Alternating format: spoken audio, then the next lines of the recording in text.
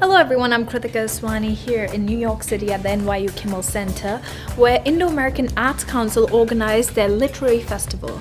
For the past 3 years, they've been organizing this literary festival where renowned authors and dignitaries come to share their work and experience with everyone.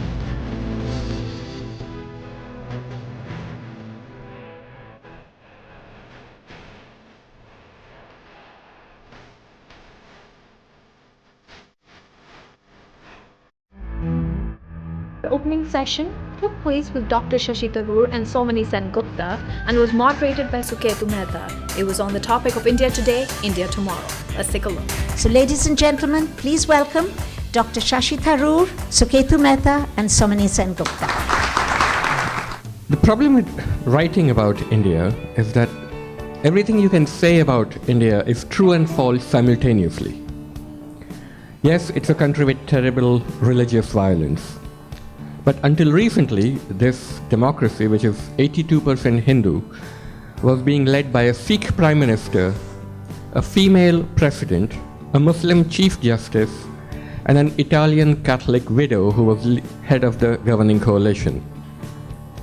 Yes, India is an economic superpower of the 21st century, but also, yes, 40% of the population is illiterate and levels of child malnutrition are higher than sub-Saharan Africa. So when everything is true and false simultaneously, a writer's gaze upon India must encompass all these dichotomies and then go beyond.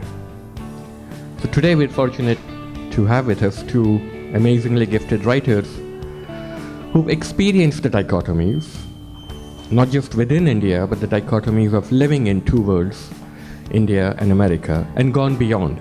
And in much of their writing, you see this wrestling with these polarities and some sort of understanding, even if it's an incomplete understanding, of what unites these two countries, what divides them, and what unites and divides them within the countries.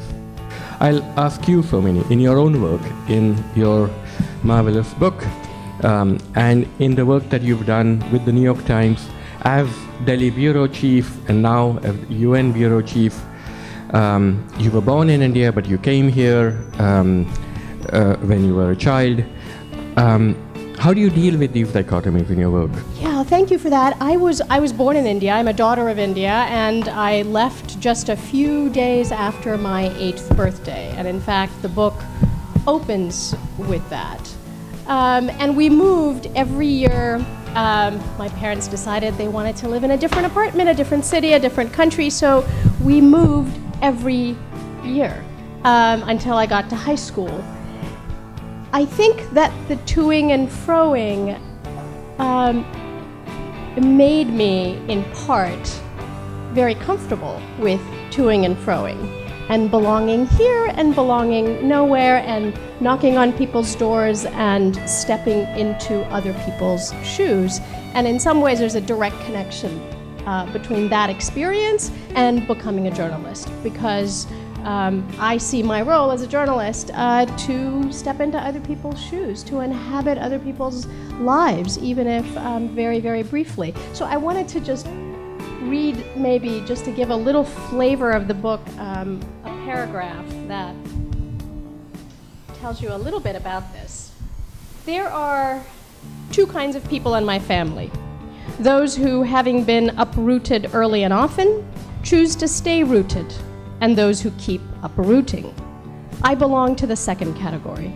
I'm most at ease when there's a suitcase packed at the door with sensible shoes and a silk sleeping bag liner in case I find myself in a skanky guest house somewhere out in the world. I avoid nailing bookshelves to the wall because it signals a settle down that makes me uncomfortable. My favorite apartment of all time is one that abuts the Nizamuddin railway station in Delhi, where the station master's voice announces the comings and goings of trains all night long, and I dream of trips not yet taken.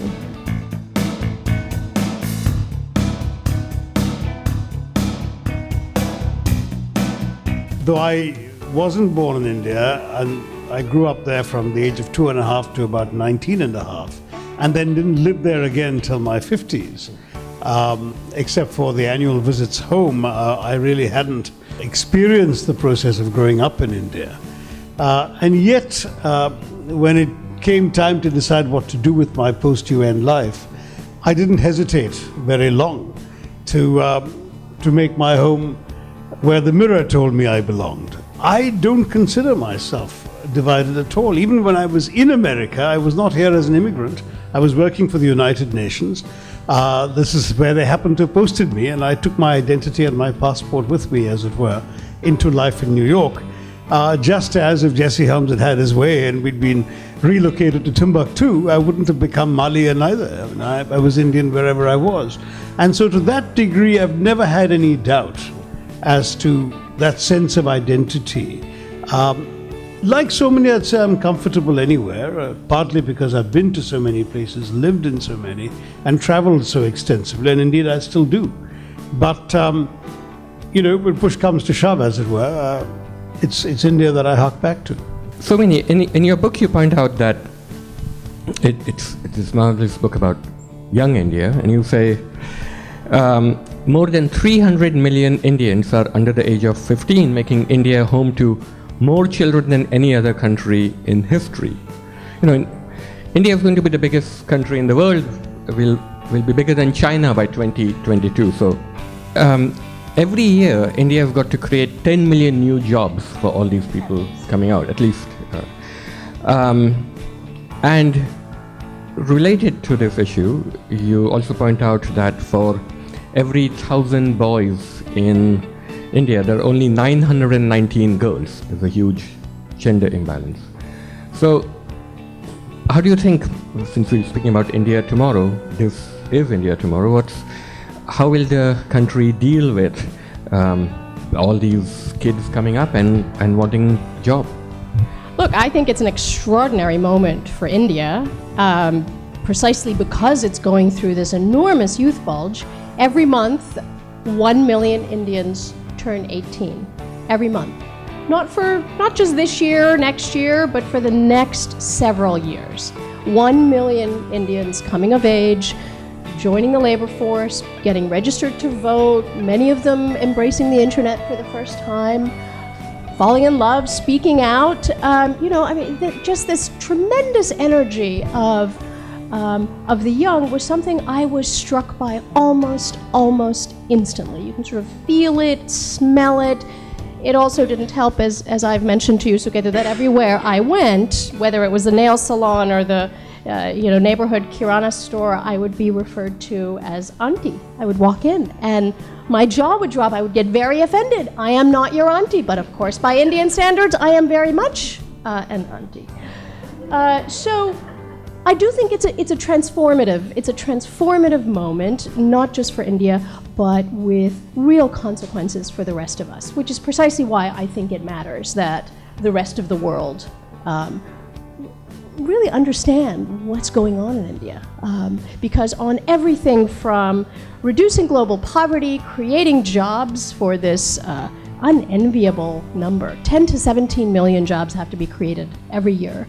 At a time when the global economy is more and more automated, this is an unenviable challenge for any country. So in economic terms, in terms of climate change, where India will go with this kind of youth bulge will have great repercussions for the world's ability to address climate change, and it will also have great repercussions on migration, on the movement of people around the world. India's got the biggest diaspora of any country. 16 million people born in India live elsewhere.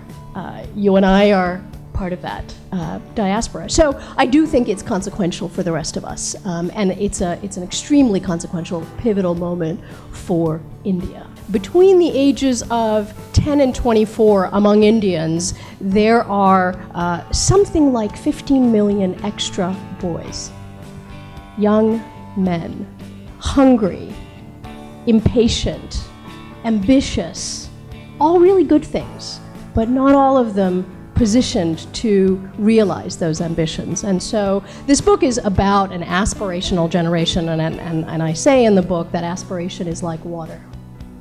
When it's not channeled, it can be a really destructive force, which is why the subtitle of the book is Hope and Fury. You know, this is a moment of incredible hope, but also ripe with great frustration and fury. And you see that everywhere, Shashi. I mean, you see that day to day everywhere. Very much so, yeah.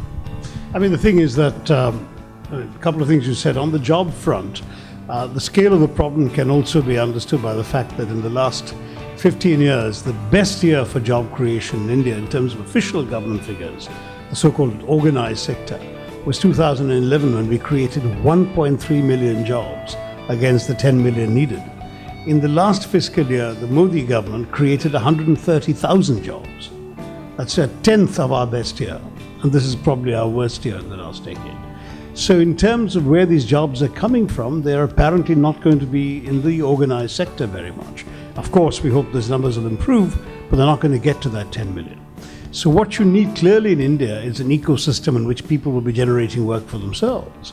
A lot of entrepreneurship, a lot of startups, a lot of a million flowers blooming all over the place is the only way in which we're going to actually keep people productively engaged.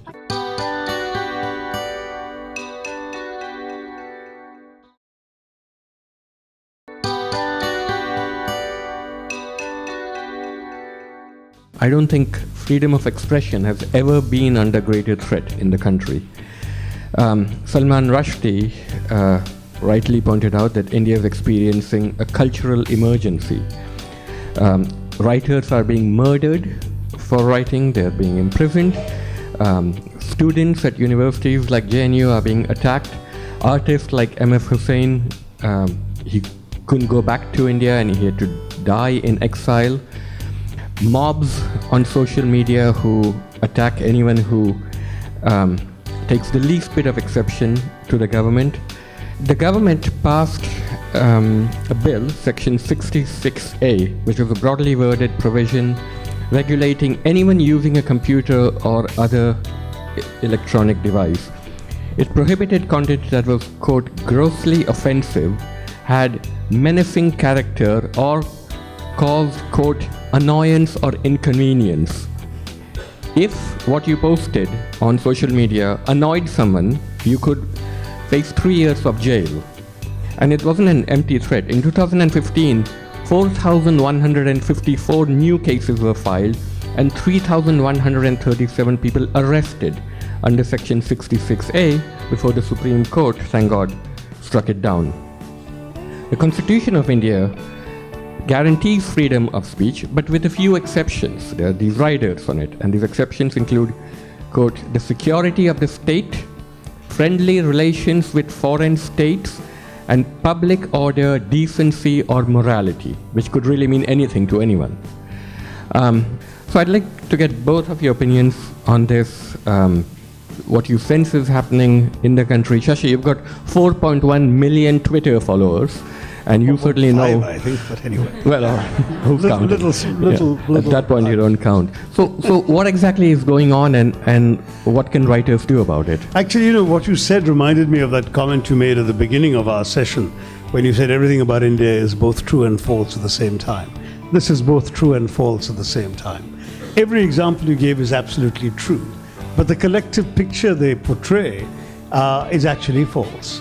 In other words, India remains a lively, free society, even though every one of these incidents has happened. So, but part of the problem is one of scale. So, 3 writers, in fact, writer was not their most important identity. They were rationalists who spoke against and wrote against Hindu religious practices they considered superstitious or irrational. 3 rationalists had been murdered in the last 3 years.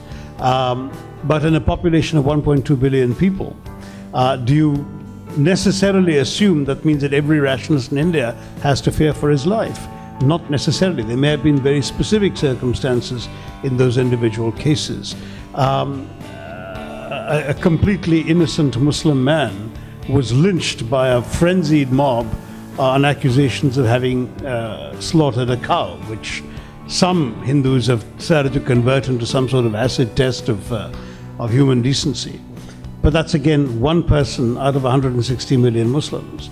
There have been cases of Dalits being flogged and stripped and humiliated publicly for skinning a cow, which happens to be what they do for a living. They claim the cow was already dead and they only work on carcasses.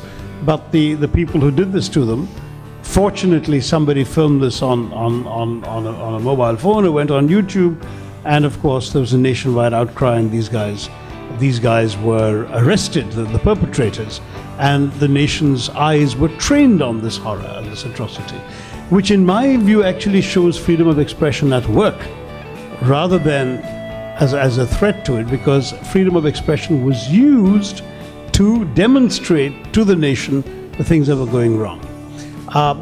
So I think that to draw from these examples a generalized picture of a culture under siege is absolutely an exaggeration. I live there, I criticize the government daily. Of course, I'm in the opposition political party, so I'm expected to, but there are lots and lots of columnists, writers, journalists without any particular political allegiance who are equally critical of the government, and there's never been any sense of their either being intimidated or living in fear. And I think we should see things in proportion. I will attack the government for anything they do that restricts even one person's freedom of speech. But I would not draw from it the conclusion that all of India is under threat, because I live there and I see it's not. There's tremendous ferment, lively exchanges of opinions, lively debate, attacks on the government and the ruling party, and vice versa. On the freedom of speech thing, this is an ongoing battle. I've long been a critic of these constitutional provisions, but they exist. Ironically, many of these are borrowed from British-era codes. The main difference is, of course, that these things are interpreted differently in mature Western democracies than they are by some local judge in a tiny provincial town somewhere in the heartland of India, who may actually take this notion of annoyance or irritation or defamation far more seriously. In practice, as somebody who has been defamed, abused, vilified, accused of all sorts of false things in the Indian media, including on the internet, and having been advised by my lawyers there's not even any point trying to sue, I'm somewhat mystified by the notion that you cannot say what you like on the internet in India, or you ever could not. People do and did and will, and it's impossible, I think, to curb. So the short answer is, I don't think there is a freedom of speech crisis in India. I think there are dangers, such as laws that could be misused, not just misused by the government, misused by some local policeman who doesn't know any better, misapplied by a lower level magistrate. You can't take everything all the way up the Supreme Court. It'll take years before the Supreme Court shows the light. So inevitably, when laws exist, they can be abused, and that's why I'm very glad that 66A was struck down. But overall, this is and remains a lively, vigorous democracy and a country where freedom of speech exists and flourishes. Well, Somini, as a reporter, do you agree with Shashi that there is this? Look, I think free expression is and has been, since the founding of the country, a central tension. India cannot be China. It cannot have a firewall to block out the internet. That's not the story that India tells about itself. By the same token, there are these restrictions on free press, on free speech, and the ones that you just read out, they happen to be the First Amendment to the Indian Constitution. Not a colonial era law, but a constitutional amendment taken just a year after the Constitution was passed. As for free speech in the internet era, I think that this, and let me just say, I think throughout, long before this government came to power, it must be pointed out that India has a long and storied history of banning books, restricting certain kinds of films.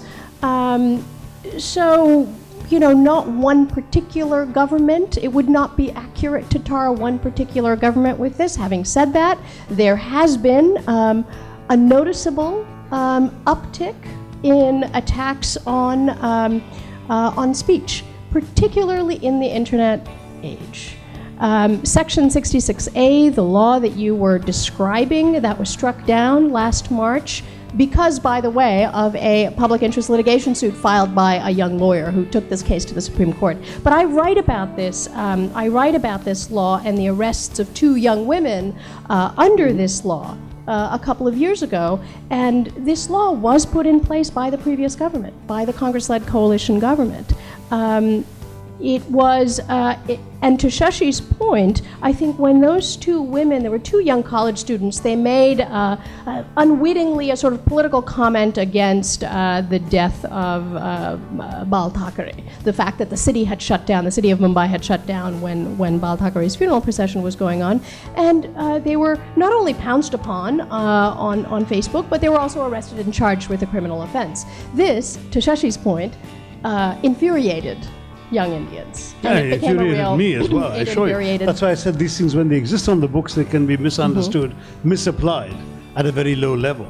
This charge would not have stood up at any higher level, and indeed it was very quickly acted against, and the girls were released within 24 hours. The girls were released, the criminal charges were dropped, but it did take a couple of years for the case to reach the Supreme Court and for it to be overturned. To the point, because 3 rationalists are attacked, does that mean that rationalists cannot speak freely? But this is central to India's understanding of itself. And so I do think questions of free expression and how much government and society allow by law and norm is really crucial. And to what extent can there be rule of law when someone says something that's unpopular? Or is it going to be, a lynch mob coming after you and attacking you? So that's crucial. That's a very important point. I happen to agree with that, because it's going beyond the issue what the government allows or does not allow by law. It's about the level of tolerance in society. One of my recurrent arguments in India is that we are becoming increasingly intolerant as society because we are constantly caving in to those who claim to be offended by something or the other. And the examples range from the very grim ones you rightly mentioned to the absurd, like a Shah Rukh Khan movie called Billu Baba, having to shed the second half of its title because the barber said the word barber was an insult to their honorable profession. I'm not joking. He actually was forced by mobs to change the title of his film. Now, when you think about this level of thin-skinnedness, and the fact that the instinct of anybody in India, whether it's a film director, whether it's a politician, whether it is sometimes a government, the instinct is to give in to the intolerant. Or rather than publishers protect like Penguin India. Publishers have also given in, exactly. Penguin gave in on a volume they actually agreed to pulp.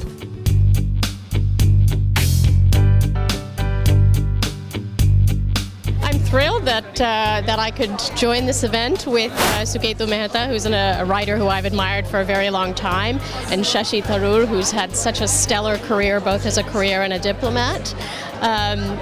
My book, The End of Karma, was published earlier this year, so I was thrilled for the invitation to come. They made some very interesting points about the direction of the country. They didn't always agree. So, for example, on freedom of speech, Somini and Shashi had different views.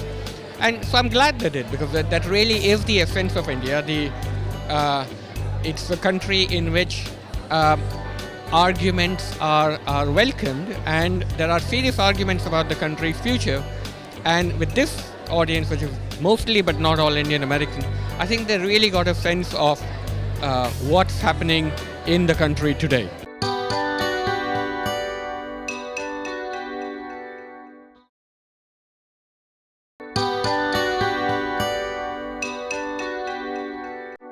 Now I'm with Dr. Shashi Tharoor. Welcome to ZEE TV. Hi, how are you? So coming here at the Indo-American Arts Council's 3rd Literary Festival, how does it feel? It feels terrific. I was very pleased with the whole buzz and energy in the room. It was standing room only. Everyone was buzzing about, and there seemed to be a lot of rapt attention. I'm sure that not everything that was said everyone agreed with, but at least there was a good spirit in the room.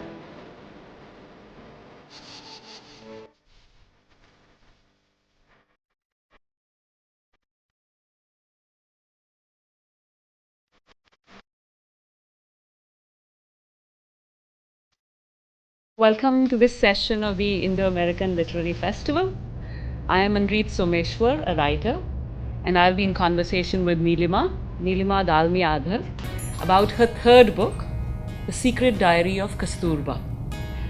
Neelima has written 2 previous books, and she describes herself as a passionate people watcher who is drawn to oddities and thrives on writing about personalities. So some 75 years ago, the great physicist philosopher Albert Einstein said of the Mahatma Gandhi that the generations to come will find it hard to believe that a man such as this ever walked in flesh and blood on this earth.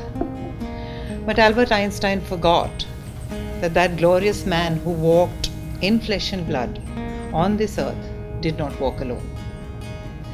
There was one woman who walked behind him, or I would say beside him, taking all the knocks that life delivered to him and that he delivered to her, but heroically led him to the fruition of his dreams. And that woman was the shadow wife of the Prophet of Peace, who died unrecognized and unsung. She was a forlorn woman who I strongly believe history ignored and we all forgot. This diary is the story of that woman who was grafted onto the path of a supreme being whom the world came rightfully to revere as the Mahatma. It is the story of the ordeals and the challenges she faced while dealing with the ordinariness of that extraordinary man as his wife. It is the brick by brick demolition of her dreams as she walks with him on that holy path of redemption, while he wrecks the peace of those whom he loves the most, his family. She watches him through the filter of her own eyes, the eyes of a devoted wife, a tormented mother, a strong, independent leader and freedom fighter, as the world venerates him as the Messiah who shall deliver them to their freedom. This book essentially is the portraiture of the wife of a man who could argue with the gods and awaken the devil in pursuit of his mission.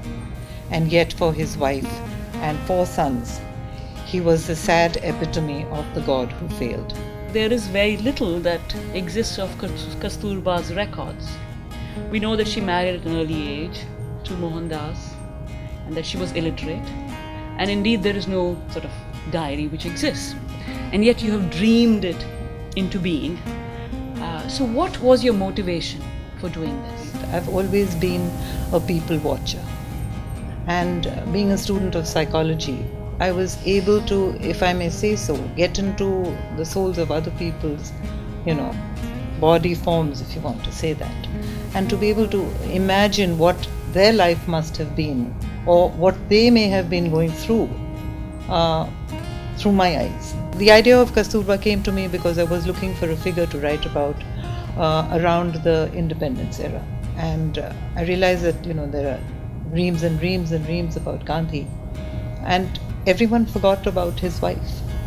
And the more I read about Gandhi's life, and the more I tuned into this voice or the cry of this woman, who I thought needs to be heard. And for the world at large, it was almost as if she never existed. On the way here, we were talking to the taxi lady who brought us here, and she said, "So what book are you unveiling at the university today?" And I said, "Have you heard of Gandhi?" And she said, "Yes, I have." And I said, "So this book is about his wife?" So he said, "Oh God, did he even have one?" So it was exactly that kind of angst, I think, which I said that whatever everybody remembers of Kasturba, and especially young India, they don't even remember Gandhi, what to talk of Kasturba. So I wanted to create this larger than life entity, recreate, if I may say so, or resurrect, if you allow me to. Wanted to get into her soul and create this entity of a woman who we all forgot by believing that I was Kasturba. So I wanted to live Kasturba's life, to enter into her space and feel her, joys, her angst, the birth of her babies, the life with her husband, the feeling of separation, everything that she went through till the time she died. I wanted to live that life and then give it the shape of this diary.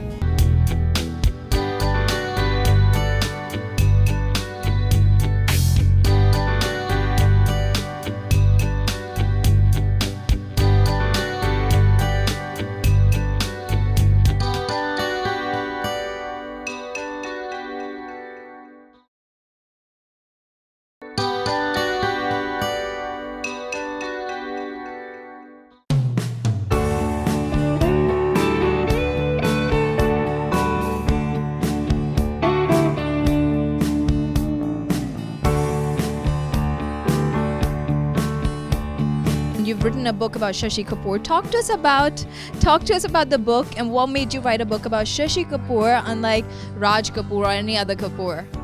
Well, I've been a big fan of Shashi Kapoor for since I was a teenager.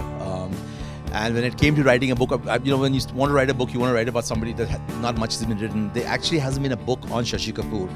There have been quite a few books on Raj Kapoor.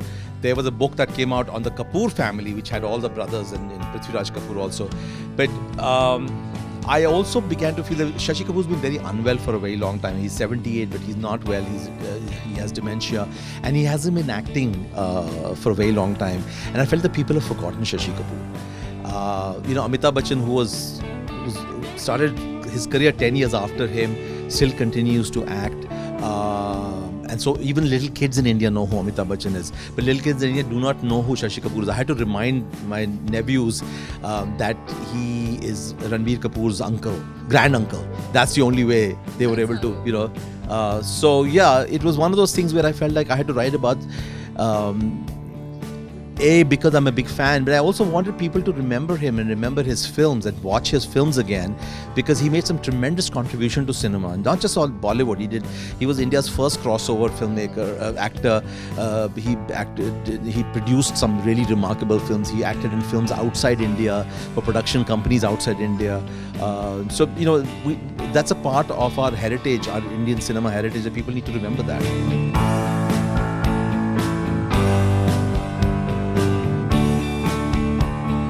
People always say Raj Kapoor as this international star, but actually what you really nicely shown, even just in what you're saying, but also in the book, I mean, Shashi Kapoor was also very much an international star and actually had, quote, to use this phrase that I don't like, but it's always popular, like, quote, crossed over in some realm. And so it's actually, and that's something I think a lot of times people don't necessarily know. In this day and age, everyone talks about, Priyanka Chopra, every day people talk about now in India through social media because of Quantico and all. And Irfan has a film opening, but they don't realize, Shashi was truly the first crossover actor. People still, you meet people in New York and other when they Merchant Ivory films, they say, of course, Shakespeare Wala. Yeah. That's the one film they all remember. Because it keeps coming up from so many people. I'm just wondering why it was considered so exceptional in that realm. Was it almost like the expectations that because he was so handsome that people were also surprised that he was a good actor? Why was, I was struck by how much it was being commented upon everyone. So it's almost like, do we not expect our great actors to also be good lookers, or what, what's going on there? Well, I think people have crushes on actors because of their looks and less because of their acting abilities. That's my sense. Okay. If you find somebody like George Clooney who's so good looking and he's so talented as an actor and so talented as a director, and his politics is so good, it's such a rare combo. Like, my God, every man and every woman should be having a crush on George Clooney, really. But that's very rare. While I was working on this book, so many young women would say, oh, my mother had a crush on Shashi Kapoor, my grandmother had a crush, everybody had a crush on Shashi Kapoor. I quote Shabana in it. She said that he was so good looking, and sometimes his good looks sort of went beyond his acting, and sort of people sort of didn't realize what a good actor he was. And his acting also evolved. If you see his early films, he's very young and fresh because he'd come from theatre. And then some of his best work was done with Shyam Benegal in Kal Yug and in Junoon. But even the earlier films, I keep referring to Madhura sitting here, but in Shakespeare Wala, he is so utterly charming as this playboy who has a little sort of a negative tone to him. He's so utterly charming. In Bombay Talkies, he's completely a negative guy. He's, you know, has an affair with this woman while he has a wife at home and all of those things. But he evolved into a very, very fine actor. You know, the good looks. And then, you know, I remember talking to Ramesh Sharma for this film, New Delhi Time, which is the only film that Shashi got the national award for. And they gave him a mustache in that he plays the role of a newspaper editor. It's like a political thriller. And Ramesh Sharma said one of the reasons why we gave him a mustache was that we wanted somehow people to sort of think of him as a journalist, as an editor, not just a good-looking star. I think he looks even better with a mustache. You do a really nice job of talking about the importance of theater in his life. And so I was wondering if you could talk about the impact of his experience in theater, what kind of impact theater had him on as an actor as well as a producer, because I think you... No, and as a person, I think that was the best thing, because, you know, Shashi practically quit school at the age of 15. And Prithviraj Kapoor agreed, and so Prithviraj Kapoor said, you can come and start to work at Prithvi Theatre. Prithviraj Kapoor was very particular about one thing. Just because you are my son doesn't mean that you will get the top spot. So Shashi lifted all the heavy things. He lifted the lights, he lifted the sets, he did everything that all the regular. It was never that he was treated like the owner's son. And, you know, he would sometimes drop by and see Raj Kapoor. Raj Kapoor, by which time, had already started directing films also. Shashi would drop by, but again, he was never given this special treatment. Besides what he learned at Prithvi Theatre, he then also started working as an actor with the Shakespearean company, because Jeffrey Kendall and Prithviraj Kapoor knew each other. And there again, you know, Shashi, that was the first time Shashi actually learned to sort of read Shakespearean lines, etc. It was an English that he did not know. I quote Sanjana that, you know, that he would have a hard time. It was almost like he had marbles in his mouth. But he learned to do that. And so his training was all in theatre, first of all. He had to he got into films only because he was already married in a very young age, and then he had a kid at a very young age, and therefore he had to support the family. And that's why, and very reluctantly, he went into films. Actually, I've said that he was almost like a reluctant movie star, really, actor. But what theatre taught him was, and that training went all the way up to the point when he became a producer, was basically to treat everyone alike. So many people I've interviewed, even before he started his own production company, Filmwalas, when, you know, Shashi would apparently be the first one, I think it was Jennifer's training, he would be the first one to arrive on set. And then he would go and shake hands with every technician, every carpenter, every lighting, and he would say, "Mera naam Shashi Kapoor," as if they didn't know who he was. And then he would sit and have chai with them.